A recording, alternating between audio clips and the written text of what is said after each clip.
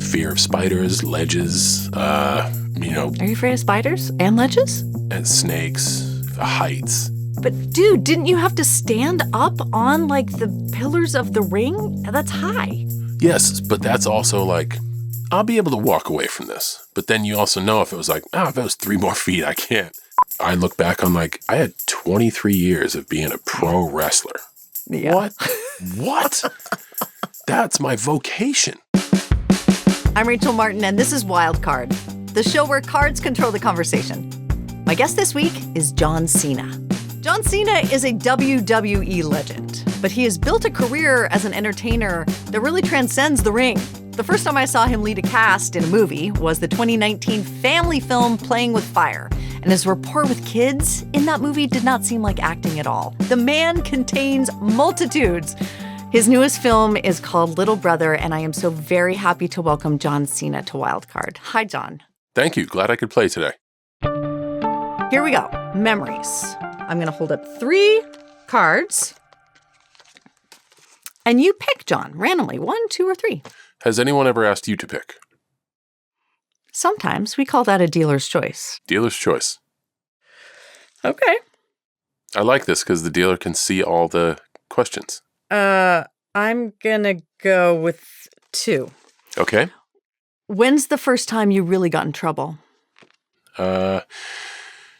My older brother Steve was performing in his 2nd grade play at Central Elementary School in West Newbury, Massachusetts. Mm-hmm. I, before the show started, climbed up on the stage and said, "I'm Superman," and jumped off into a bunch of steel chairs. And there's a pretty cool picture of me peering up from one of the steel chairs with 2 huge black eyes. Black eyes. And it is just, I think that was the first time I worried everyone, but got in trouble as well. That's the first time I remember that. You can draw such a clear line between that moment and what you ended up doing for a living. Imagine I that. mean, imagine that. Yeah. Funny that. There's the performance gene percolated early, it seems. Yep. And being able to use your body. Thinking you're invincible.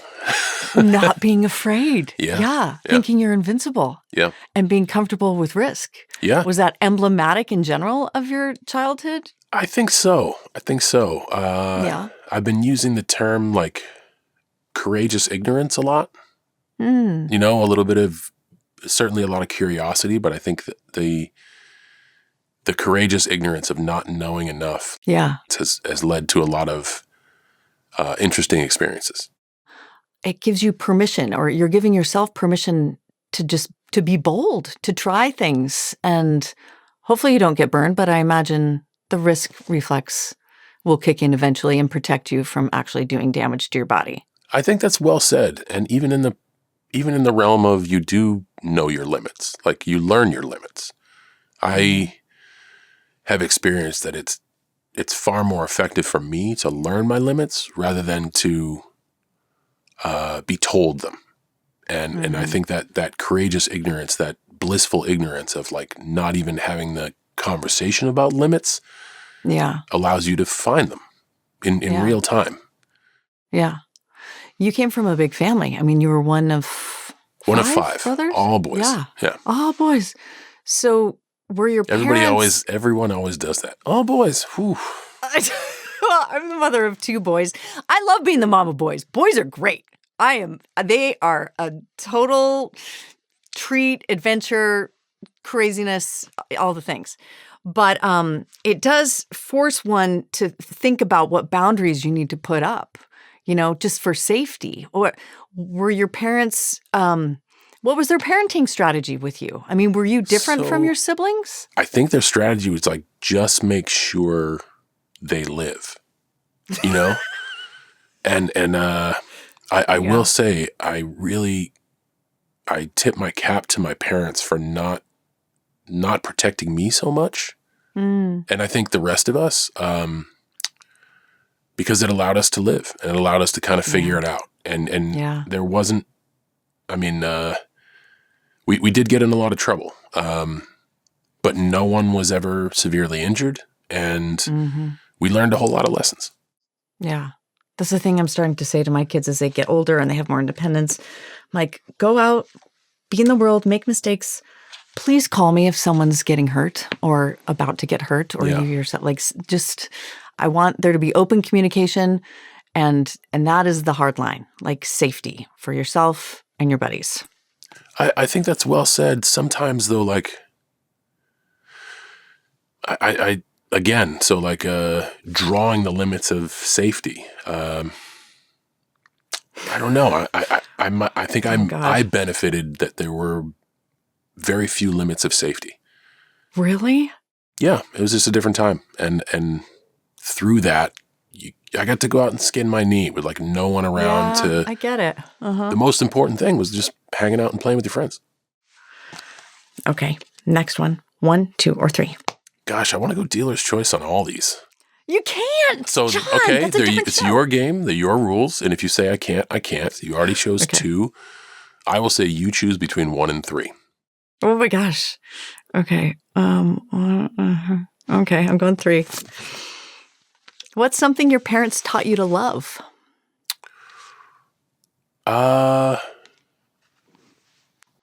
Imagination. My dad was a huge theater buff. He directed small plays. He had aspirations to do larger things, and then had a bunch of kids. My mom met my dad in the theater. He's directing a play where she was involved, and a theater romance started, and they formed a family out of that. Both of their roots are in imagination and performance. Yeah. And they taught us to love imagination. It was always embraced. I think my parents struggled to see parenting from the same level in a lot of cases, and values from the same level in a lot of cases. But the one thing they wholeheartedly agreed upon was embracing of imagination. Did your parents support the imagination part of your wrestling career? You know what I mean? Like in WWE, there's all the athleticism, but there's this real performance part of it. Did they see that as a creative act? Did they appreciate it as the creative act that it was? My dad, oddly enough, like wrestling was and has always been our through line, like our conduit. He was one of the first homes in West Newbury to get cable television in like the mid 80s. So we could watch more wrestling. And I'm serious. Like I never played catch with my dad. He wasn't really into sports, which was, that was different because growing up in New England, it's very sports focused. Yeah, for sure. We watched wrestling. Yeah. You watched wrestling. So we used to beat the tar out of each other as kids. And when it was allowed we had a ring in a wrestling league in the basement. When I say basement, I mean concrete and poles. Yeah. And the poles were like the ring posts. So we would wrestle next to the furnace that was heating the house. Like, that's what I mean by like not a lot of governance as long as we're okay, kind of. Yeah. My dad fully embraced the imagination of WWE and pro wrestling. My mom didn't quite understand it. Yeah. Did she ever come around to it? She did. Man, this last year, the retirement tour, she loved it. Absolutely loved it. And like really let me know how proud she was and really did her best to try to understand everything. Yeah. Yeah. But for the longest time, she just didn't want me to get hurt. Yeah. I get it. Okay. Last one in this round. Yeah. I got to choose one because that's the one that hasn't been chosen. All right. I like your style. Where was the first place you lived when you felt truly on your own? Cushing Academy in Ashburnham, Massachusetts as a 15 and a half or 16-year-old. Boarding school? Yeah. Yep. Okay. Tell me about that. Was that your idea? Your parents' idea? So, my older cousin has kind of always been an inspiration in my life, and especially at that age, I kind of wanted to do all the things he was doing, and he applied to Cushing Academy because a friend of his was already in. So I'm like, I want to do all the things you're going to do. I'm going to get accepted. We're going to get accepted. We're going to go together. I'm going to live at school. This is going to be great. He didn't get accepted and didn't continue a path. I also didn't get accepted. but in the school letting me know that I wasn't accepted. I was like a CD student, and I was a freshman at the time. The dean of students said, "Hey, on your tour, we really saw potential in you. If you can take your grades from C's and D's to A and B's, and if you can become a 2-sport varsity athlete this year, we'll take you." Wow. And I did. In my sophomore year, I kind of turned my ship around. I now had academic purpose and switched my grades from C's and D's to A's and B's. I varsity lettered in baseball and football. I went back to do the whole interview process again, the whole application process again, the tour of the school, sitting down with faculty. And finally they said, "Hey, you're in." And my dad was like, "I'm broke." And they were like, "We will figure that part out. But we think you'd be an asset just by your perseverance alone." And I got a chance to have an opportunity I never thought I would in life. So this is so interesting because we don't know each other. We're just meeting here now. But based on what I've followed from your career and interviews I've read of you, you do seem like a person with such a strong work ethic. And you work a lot and you give like 100%. And this seems like maybe was this one of like the origin stories of where that started, is all of a sudden there became like this goal that you attached to outcomes that maybe could help your future trajectory? Or were you like that when you were a younger kid too? I don't know. I think the origins might be my family based. My mom has a work ethic that I inspire to have. My dad is at times he could be labeled maybe a workaholic, like effort. We were never shy in the effort category in the Cena household, ever. Yeah. I think this was just a thing where, again, courageous ignorance. Mm-hmm. I didn't even know these schools existed. Right. I had a perfectly good social life where I was, and obviously being a CD student, my focus wasn't in the classroom. I showed some athletic promise, and then someone was like, "Hey, we think you can do this. Do you think you can do this?" And I think I just enjoy hearing that.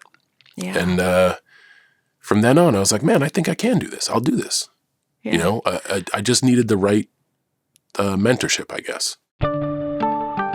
We're going to pull out of the game for a couple minutes. Let's talk some movies. Let's talk some movies. So you have a new one out. Yep. Which we need to say because there are just so many. Like you do work a lot, as we have indicated. I'm grateful for the opportunity. About today, thank you, is Little Brother. This is with Eric Andre. Yep. I'm going to attempt to summarize this plot. You are reunited with this guy who Eric plays. It is a guy you mentored when your character was like in high school. Mm-hmm. And then you sort of forgot about him. Yep.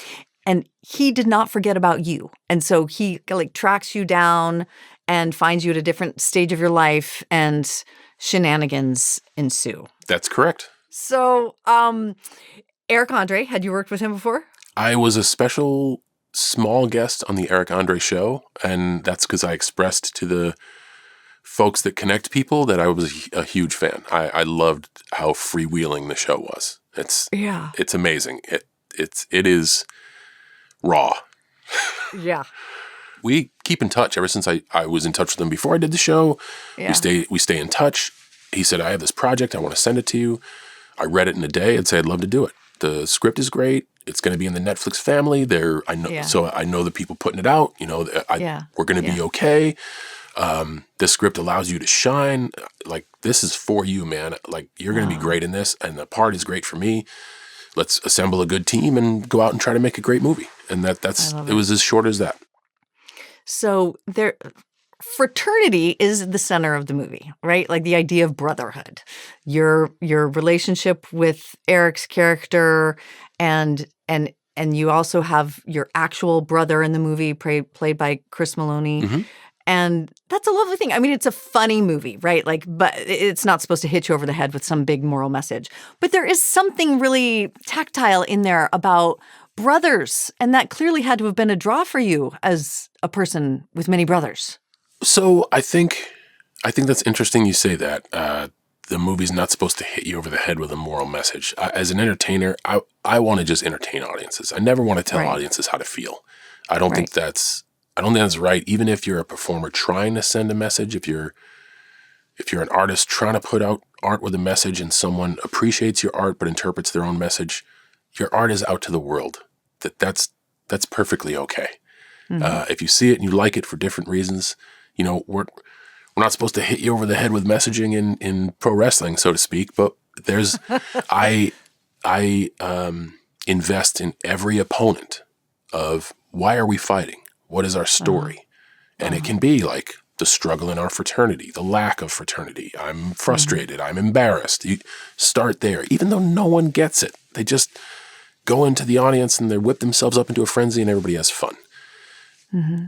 For me, this story, for me, looking through my lens, is I'm a big believer in you choose your family. And love isn't just simply granted because you have the same last name. Love is a very powerful thing that I just don't throw that word away. And for this movie, and this is where I read a script and I'm like, I think my talents, strengths, and gifts could be well served here, especially with good coaching and good castmates. To me, this was my perspective of the family you choose. Do you like using your body this way? I mean, you have built so much of your career on your physical body, and throwing it around in the ring is one way to use it as an instrument. And acting's a totally different way. And especially physical comedy, you get to flex that muscle, no pun intended, in this movie. But is it fun for you to inhabit your body in this different way in acting? You know what I mean? Let's make no mistake about it. For me, playing dress up is fun. Yeah. And that could be doing nothing. Just simply a director wanting to catch introspection. And their coaching note is, I need you to do nothing. Be elsewhere. I'm just going to roll. Just be someplace else. All of it is fun. It's all imagination. And it is whimsical and creative and I don't know, but that's the beauty of it for me. And those things aren't for everybody, but when you talk to folks in the professional field, they like talking about that stuff. And all that stuff is fun. To be able to be a physical storyteller like Chaplin or Jackie Chan or, Keaton, like that's so cool. That's a universal language. People can turn the volume down and people around the world can laugh with you and at you. And that's fun. Right. So I like it all. It's all fun. So you made this big change recently. I mean, your retirement. Oh, yes. From the WWE. Yes. Just this past December. Huge deal for WWE. Huge deal for your fans and for you. I mean, 17 world championships? 17. We ended with 17. That means 17. I lost it 17 times too. That's a great lesson on the inevitability of failure. Right. But it has to have created a void that you were anticipating for a long time that would exist in your life. Did you know intellectually that you were just going to double down on Hollywood to fill that void, or is there still a grief in there? So neither. You speak in an absolute that there has to be a void. I don't think that's true. I started very early in my career, and I went on record to say, when I'm a step slower, I'm going to step away. And the reason I said that is because I saw performers hit a certain age, and their performance just didn't match the rest of the show. Yeah. And that's what people remember. They don't remember the moments you want them to. They'll remember you at the end when you were too slow for the show. So I learned that lesson early on. And I'm not perfect with keeping my word, but I believe it's the strongest currency I got. And I also know, I don't know how many people face mortality. And I knew getting into this, it was going to end. Maybe because I had to face almost getting fired once, but I wasn't in this to hang around forever. And I mean, instead of the void, it's not there anymore. I look back on I had 23 years of being a pro wrestler. Yeah. What? That's my vocation. That I got to be a traveling carnival performer. Like that's, and and I made that my career. How Yeah. cool is that? People paid you to do it. That's Can crazy. you believe, I can't believe it. It brought us together. Like, this is amazing. Instead of a void, it's more like gratitude. I'm not trying to replace that chapter with anything. And I wouldn't even plan it the way I planned it if I hadn't come to peace with it. I'm still filled with joy, love, curiosity. There's so much to do in the world. There's so much to do in life. Each day is mine to do whatever I want. I certainly was not like acting, wrestling. This one just takes over because I don't control the opportunities I get in acting. It's not like, you know, I got a long cigarette holder in an old Art Deco Hollywood place going like, put this kid in the picture. I'm just waiting. I'm waiting for the phone to ring like everybody else. And one day it's not going to ring. And I know that. So I love life, you know, and I'm grateful for the run that I had. I continue to be a member of the WWE family and try to contribute wisdom and pass on tricks of the trade where I can, where I'm useful. And when I'm not, I step aside and let the show go run its course because that's what happens. The show was there before me. It is there after me. I should just be grateful to have a spot on the timeline and one that is incredible. 23 years and 17 championships. I will take that.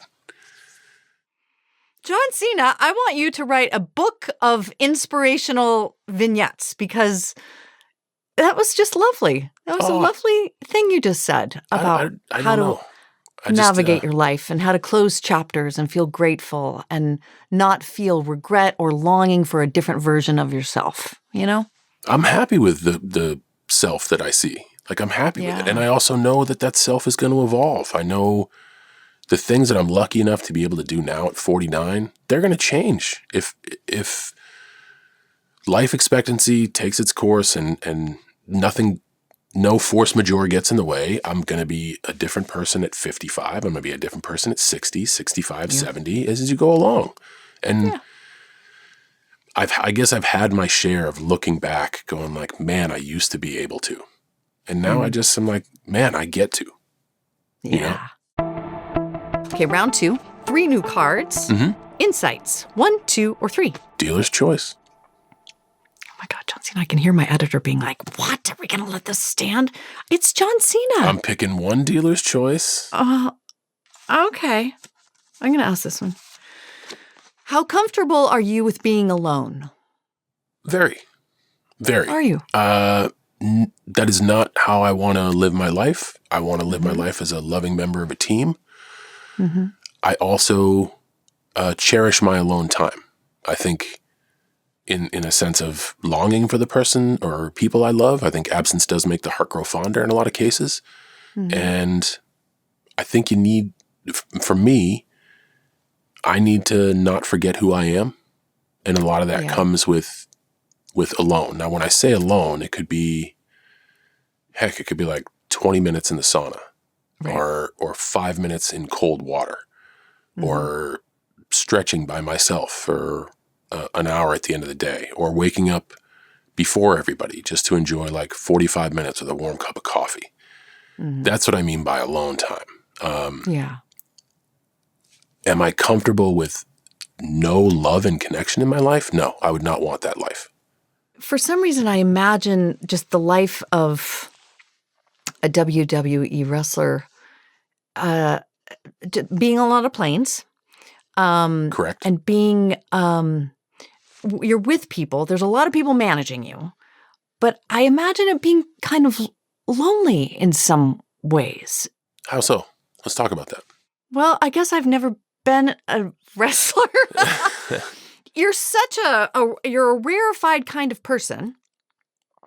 And you're the top of the pyramid. You're the talent. And everyone's managing. And there's a lot of pressure and expectation on you. And sometimes that, I imagine, could feel lonely.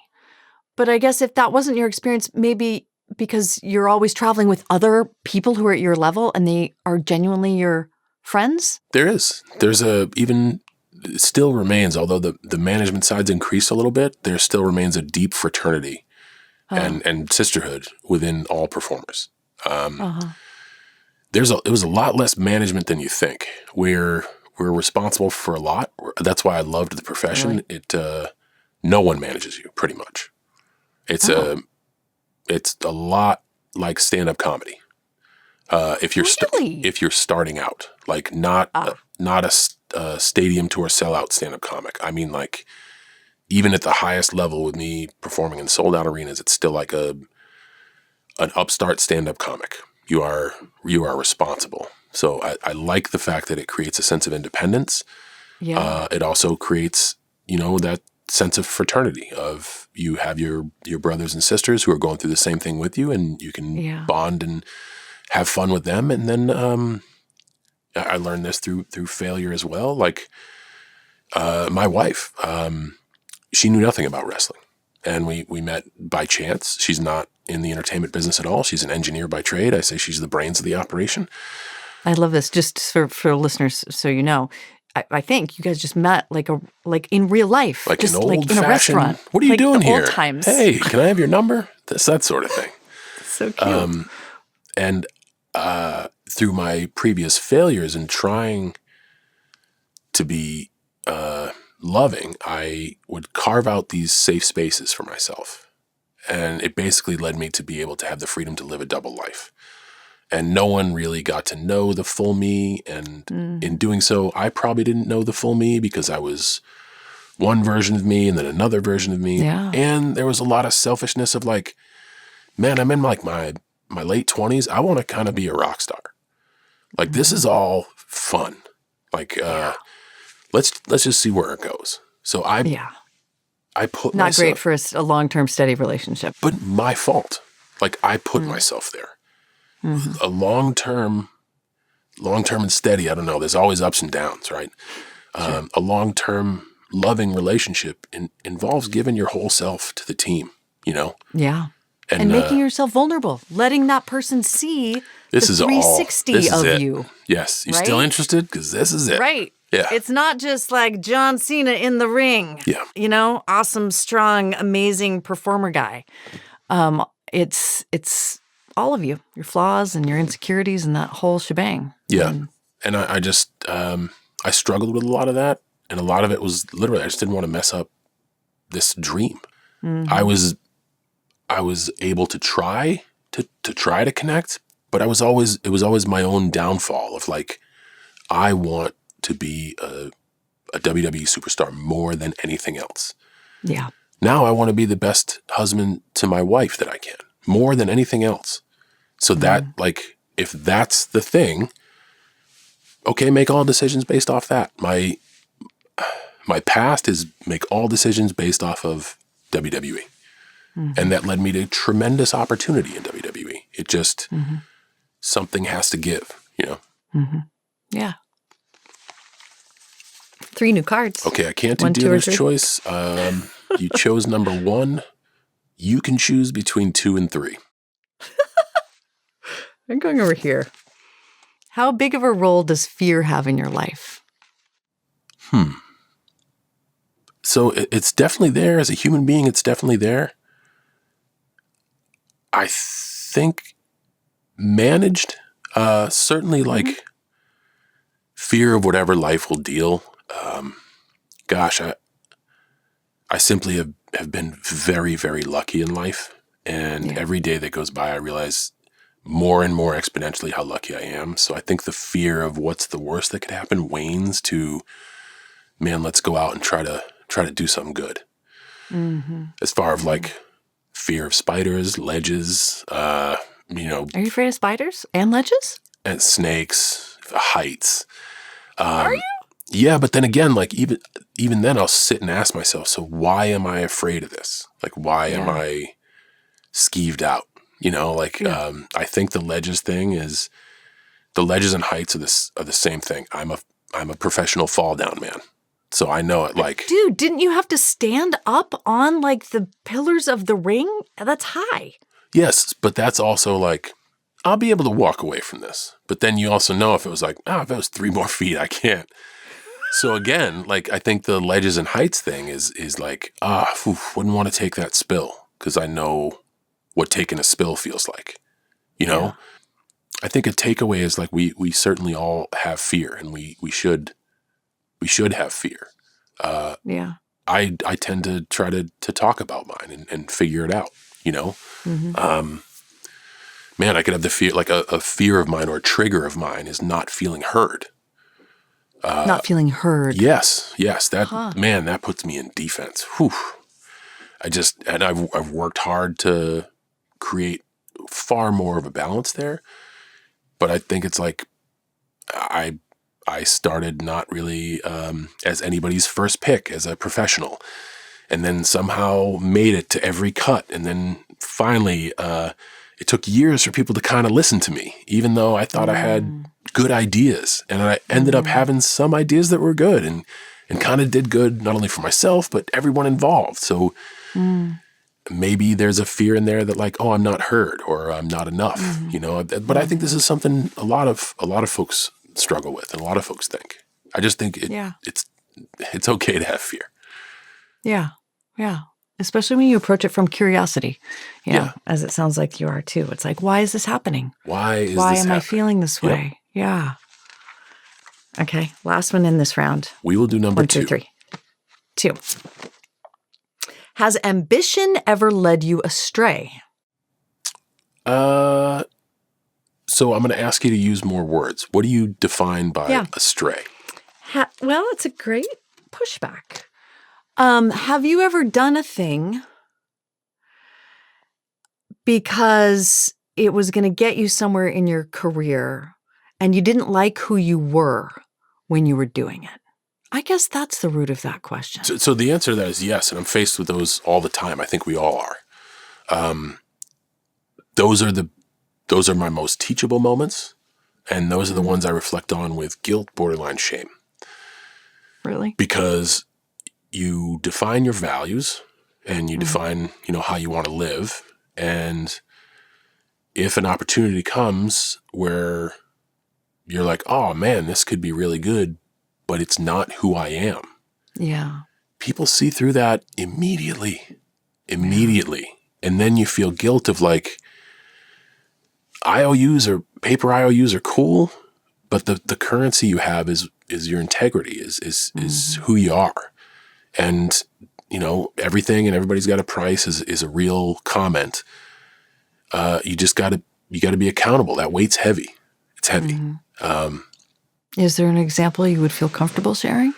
I think one time I tried to get involved with an entrepreneurial social network startup, and I didn't tell my boss. And we talk about everything. This was like, man, we're going to do this together.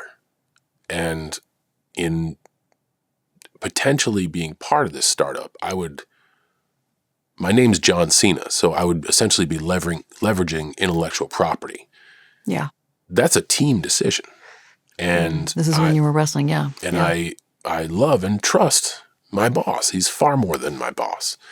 Sorry, John, is this your agent or like the head of W? This Vince McMahon. Oh, the big boss. The big boss. Vince McMahon. Yeah. I was just trying to get more money. Simply. I have my own philosophy on social networks. I'm very limited in my use by design. So it's not something I'm interested in. Not too fond of like limited access stuff. And this was a curated idea that seemed nice, but I looked at the projections and man, my boss found out. And to be honest, he was great. He was great. He like walked me through okay, this is the choice you've made. Let's walk through all the tentacles of what might happen. And in a moment where it was a direct violation of trust to somebody I had worked years, and he invested years in trusting me too. So it was a moment where he could have just gone nuclear because trust takes years to build and moments to destroy. And he didn't. He had patience and tolerance, and I think possibly as an entrepreneur himself, maybe try to put himself in my shoes and walked me through it. And like, it took 5 minutes or less to realize like, I'm such an idiot. And I immediately called the company back and said, I'm out. This isn't for me. And isn't it a lovely gift to have people in your life, whether it was Vince or your wife now, who can see around your blind spots, right? Like sometimes we can't see what's good for us. And you need other people who you love and trust to be like, I don't think this is you. Yeah. I don't think it is. I think I really do like that perspective. Also, we can't see it all. The term blind spots, I think, is incredible. And everyone has a different perspective. And the folks I have around me, no one shares the same. Like, it's almost as if if we all say yes to an idea, it's a no, because something's wrong. Like, we're all missing something. Oh, interesting. Yeah. Our conversations are all, have we seen it from this side? Have we seen it from this side? And the environment that, like, yo, that's okay. Whatever your perspective is, it's okay. That's why we have the time to talk about this. Yeah. So I love the term blind spots. I think that's very appropriate. John Cena, we're at round 3. Okay. Beliefs. 3 new cards. All right. 1, 2, or 3. Starting with dealer's choice. Starting with This is the last one I'll use, I promise. I feel so much power. It's just, no one really gives me this kind of control. I'm really into it. Okay, let's see. Wow. These are all pretty good. All right, I'm going to ask this one. Sure. It's heavy.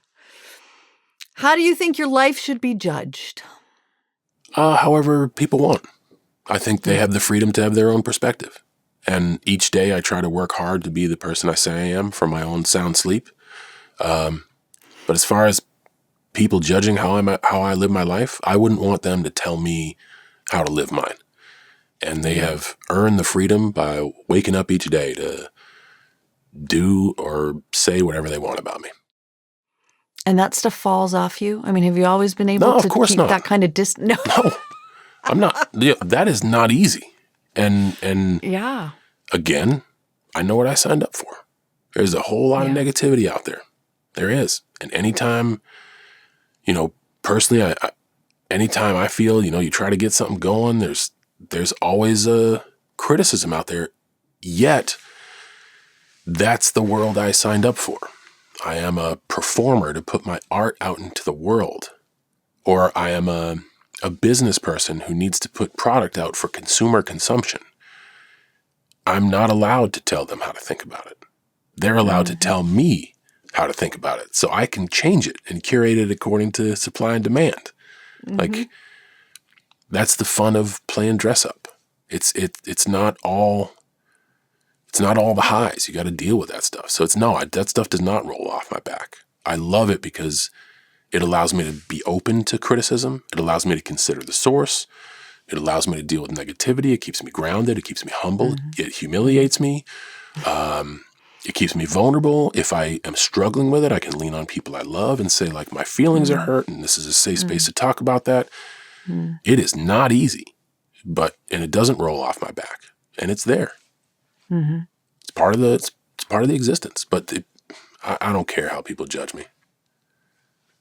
I do care because if I had apathy towards life, I think I would lose curiosity. People have earned the right to judge me however they want. I think that's better said. I get it. Yeah. Also, it's just very liberating to be at that stage, Good. It's a lot of age. It helps with age. I think let's just say time on the track helps, and it does. How old are you? I'm 49. I'll be 50 next year. It's great over here. Let me just tell you, on the other side of 50. I can't wait. It's pretty good. Yeah. Yeah. It's pretty good. I think you're going to like it. 3 new cards. I will take number 3. 3. I thought you were going to tell me that you were going to invite me to your birthday party, and then you didn't say that, so then I was disappointed. It's still a ways away, so I'm still working on the guest list. You still got a couple questions left to lose your invite. It's true. It could all go off the rails in the last 2 questions, and my invitation gets lost in the mail. Okay, 1, 2, or 3. Sorry, you picked. What did 3. you pick? 3.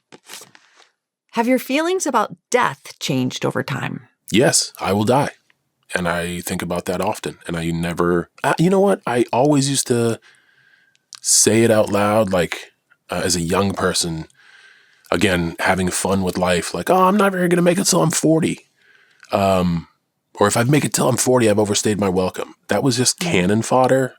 And to do things that were like dopamine hits. Like that is just a way to say that, to be like, this is okay to do because I'm not going to make it till 40, right? Yeah. Now my perspective has changed that we all die. We are all going to die. And it gives me gratitude towards the now. It makes me excited for things down the road. It allows me to reflect with great feelings. It's why I don't have a void for retirement. I have love and gratitude and thanks.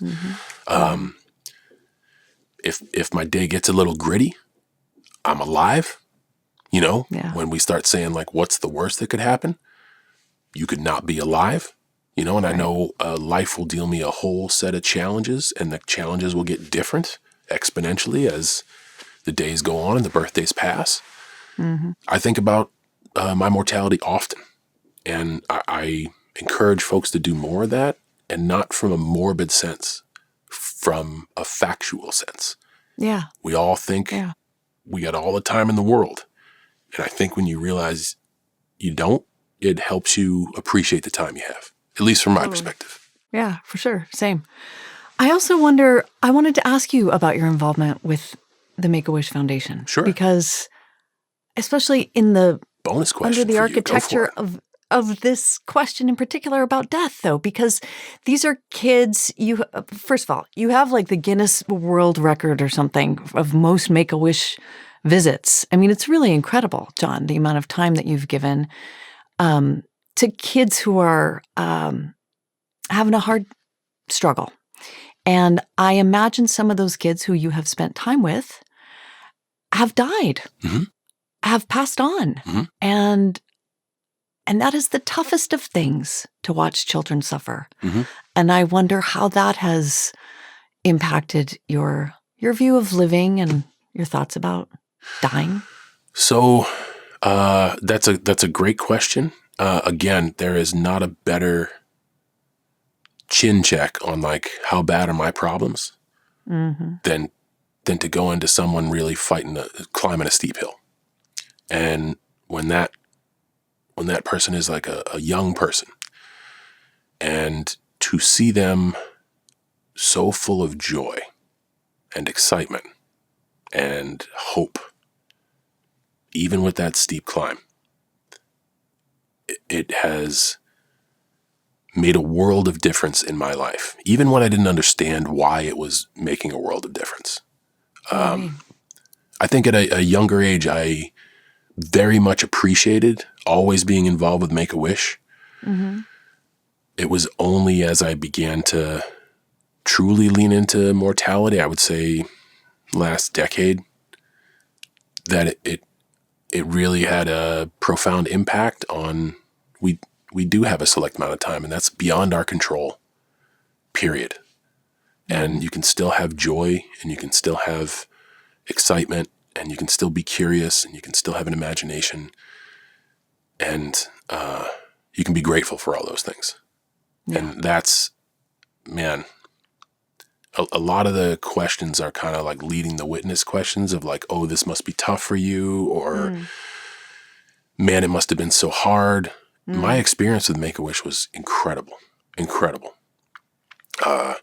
Getting a lot of letters after the visits explaining circumstances. Those are emotional to read. It doesn't slight the moments that I've had and the excitement that I've shared. Those were so fun. I don't know. It was a stout reminder to be grateful for life, and an easy way to be like, man, whatever I'm carrying, I just need to lighten that, because my hill's not as steep as this one, and they are rocking. They are here to have fun. So let's see if we can change the lens. You know, inspiration through those, and meeting so many young minds who are so inspiring to me, and families who are so inspiring to me, they don't even realize it. Yeah. Last one. Okay. 1, 2, 3. What you got? I want to say dealer's choice, but your producer's going to kill me. We'll go number 2.